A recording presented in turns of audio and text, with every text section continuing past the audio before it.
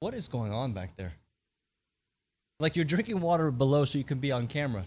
You want to be a part of the rewind because both of you know it's the best show on YouTube that I do outside of the other shows that I do.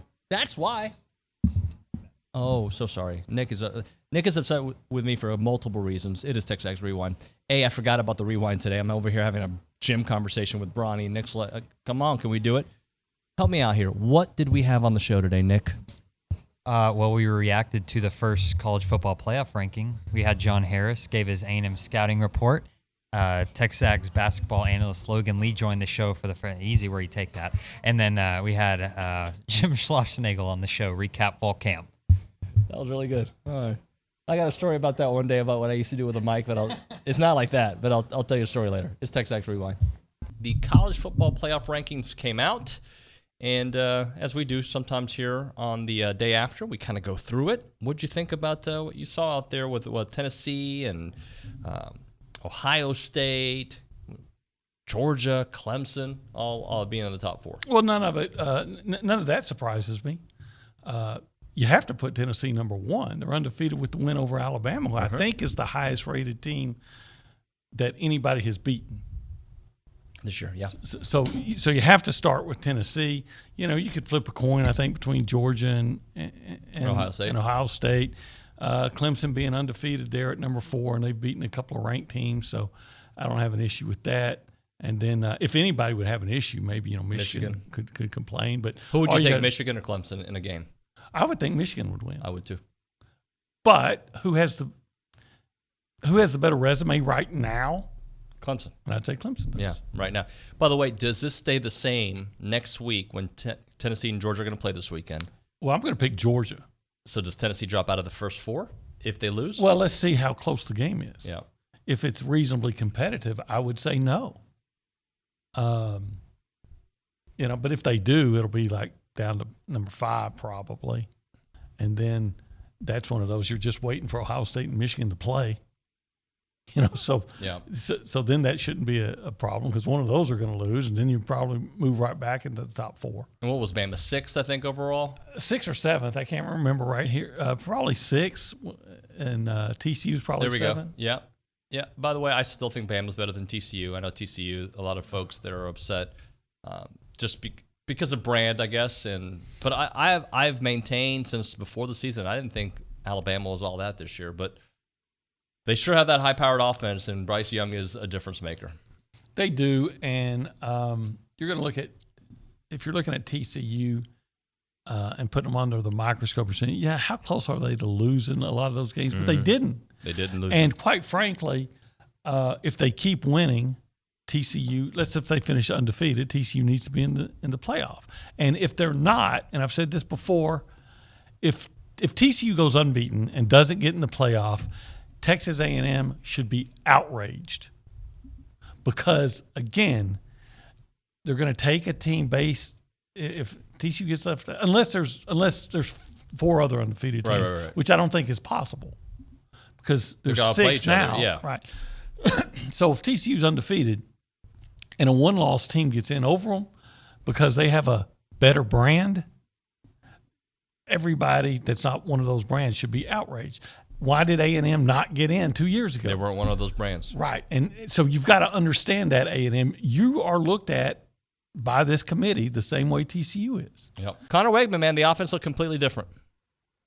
Sure did. I thought he looked confident. I thought he held up there a couple times against the rush. I thought he made throws that he knew he could make. And I always feel like, just being around the game for a long time, when somebody is new, it doesn't matter what the position, but in particular at the quarterback position, it feels like everybody else knows, hey, wait a second, we got to help. We've got to make plays for this guy. Not that they got to bail him out, but we got to make this experience right. We have got to make the plays. We got to make the catches. I don't recall, David, a drop. Not that I can recall off the top of my head. Maybe there was one. I can't remember. But the it last just felt play, like the last play was kind of a drop, right? Yeah. Maybe so. But it just felt like everybody kind of rose their game up And as a result, I felt like Connor did that. He made the right throws. He made the right decisions.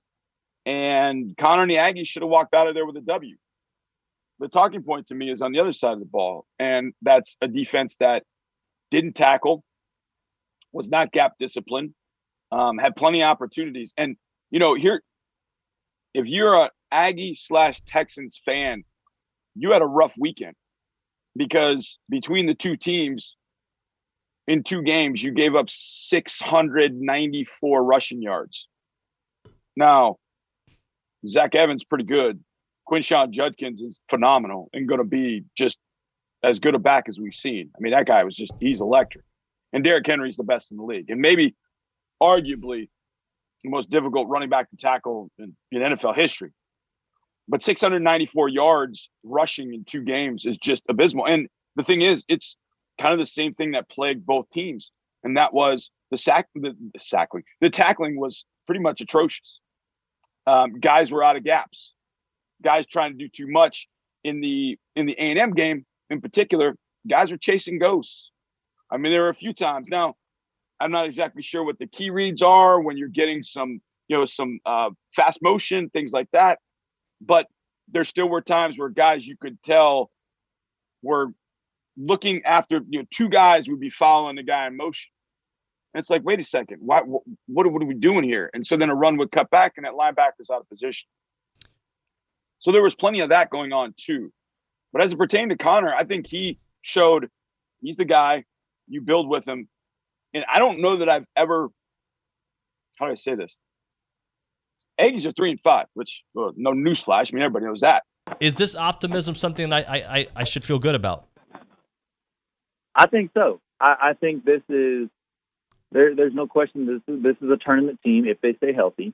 This is a team that is way ahead of what they were last season in comparison. I mean, being able to bring back their core group of guys from last season, you know how A&M finished last season. They finished really strong, one of the hottest teams, and they're only building from that. They added some good puzzle pieces in Dexter Dennis, in K.K. Robinson, and Anderson Garcia, and then Julius Marble. I mean, those are big-time pieces right there. I think Dexter Dennis has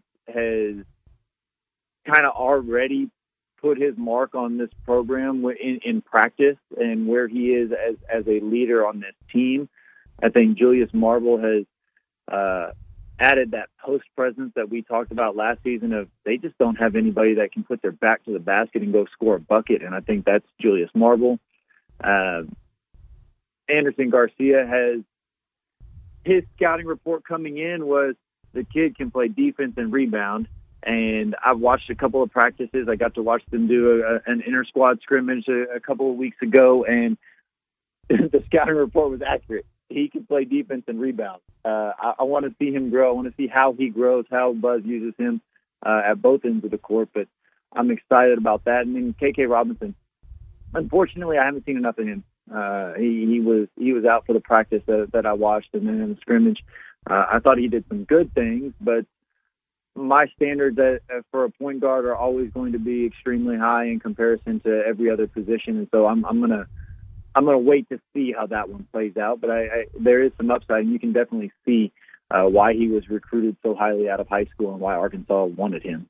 Yeah, I thought it went really well. I thought that first of all, you're always worried about weather and being able to get all the practices in, and our weather was great. Anytime we had rain, we were able to dodge it, except there at the end where we had to move the Sam Houston game to Sunday. I think we got a good read on the new players relative to what we think they're capable of, and we have a better idea of where everybody needs to improve, which is, when you have fall practice, number one, you want to see guys compete. Number two, you want to evaluate the players and your team itself and try to have an idea of the things you're good at and the things you need to get better at. And I think, in general, we made it through mostly healthy. Tried to, with all those returning, especially those returning position players, we know what we have, for example, in Austin Bose. So it's just a matter of him working on the finer points of his game and making sure he comes out of it healthy. So as of this second, haven't gotten anything from the training room today, but I think we're in a decent spot. And but we definitely have work to do, and just like any other team. How was staying on the injury front? How's Brett Minnick? He's improving. We tried to. If you notice the game on Sunday, he's the only guy that hit all the way through the game because he's way far behind on his at bats. He's moving better. He's put on a lot of weight, most of it good weight, but he's just beginning his fall. Whereas some guys we will really hear back. He's got to really step it up in the weight room with his running, throwing, and hitting. So all of that work that guys got when they first get here in August and September leading up to fall practice, he is just now getting into that. So his body, if you haven't seen him, his body has drastically changed for the better. And now we just got to help him become a better mover after that hernia surgery and then get in the batting cage. And we have probably 4 or 5 pitchers that are still going to be throwing some simulated games. So, hi, ladies, you want to help out with what they're supposed to do? You can do it on the mic, though. Kennedy's not allowed on camera. What happened? I didn't do anything. All the rumors are false. You need to like, comment, and subscribe.